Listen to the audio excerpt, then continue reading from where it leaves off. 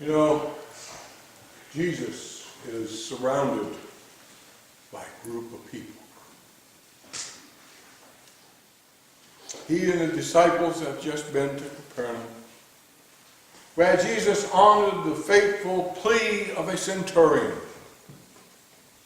and healed a beloved slave. Remember the message from last week? The crowd follows Jesus, for they are so enthralled with him. As Jesus approaches the town, I want you to think now. Let your mind go to this village. This village, right here.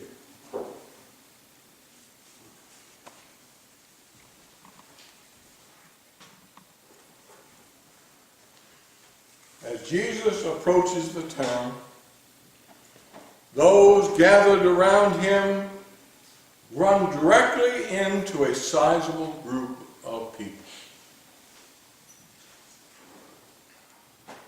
Think of it as one of his disciples walking with Jesus. And they become to realize that they have run straight into a funeral procession.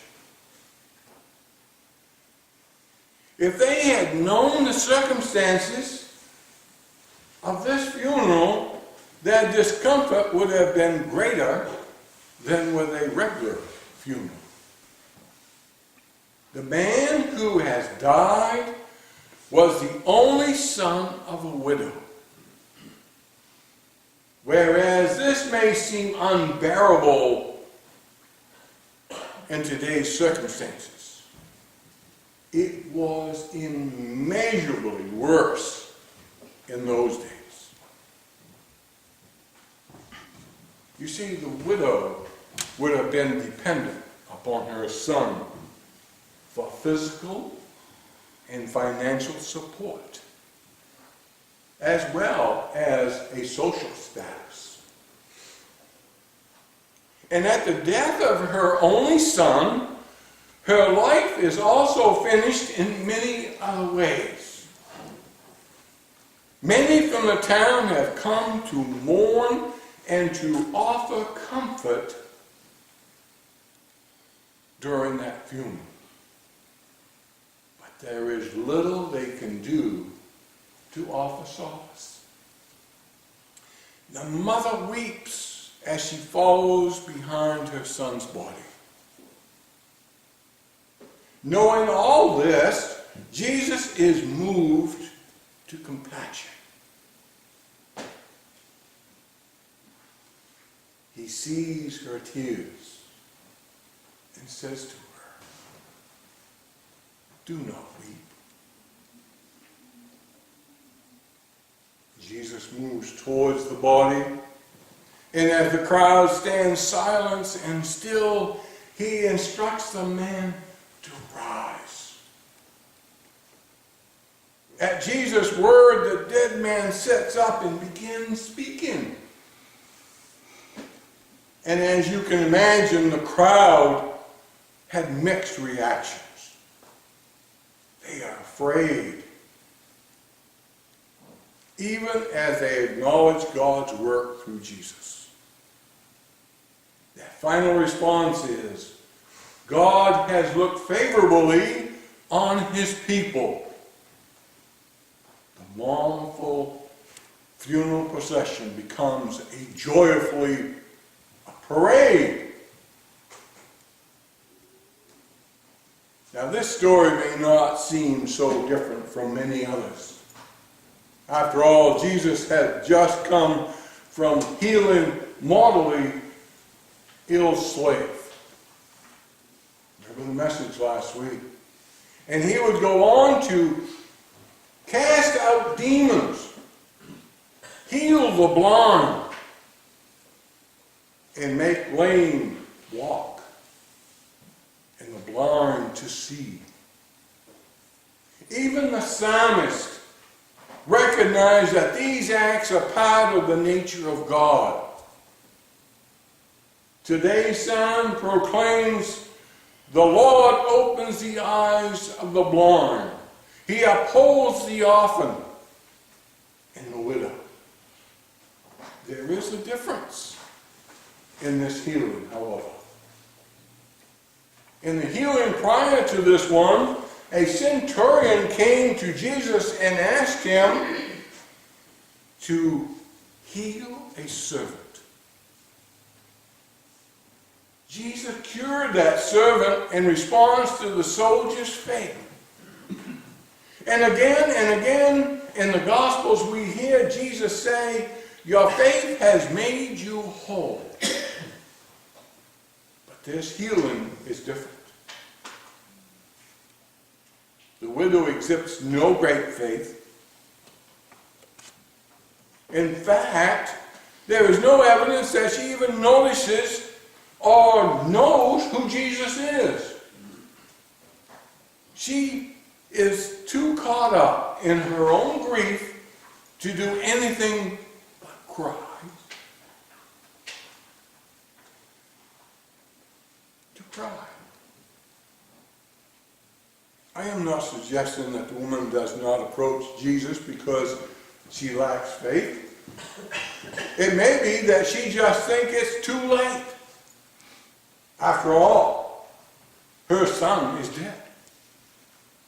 But there is no evidence that she or even her son even says thank you.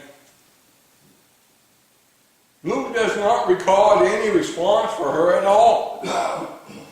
More than likely, both the woman and her son joined the celebration of the crowd, but the story, as we have it, does not mention this. In most of Luke's Gospels, Jesus heals people because of the faith that they have shown. Or on the occasions when the healing is not requested, there is a great expression of thanks or praise to God after the person has been made well. In today's story, though, there is no word about faith. And nothing is said about thankfulness. We have only one mother's tears and a son's unrecorded words. We are left in with only one thing: grace. Grace. Jesus did not resurrect this man because of the mother's faith in God, or even because the man deserved a second chance at life. He performed a miracle because, quite simply, he had compassion for the widow.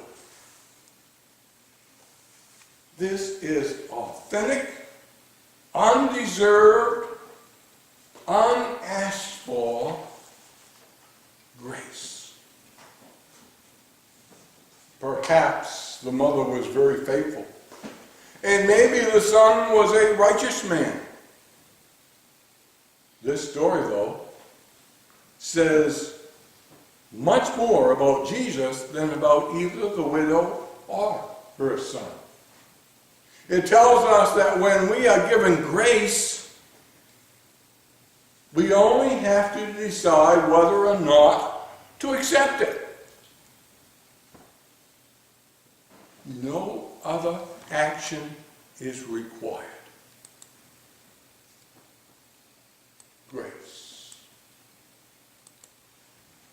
Context is so important for understanding. If we are told that a group of people are coming down the street, we can imagine any number of reasons for this if we are not given a context. This group of people may be an angry protest mob.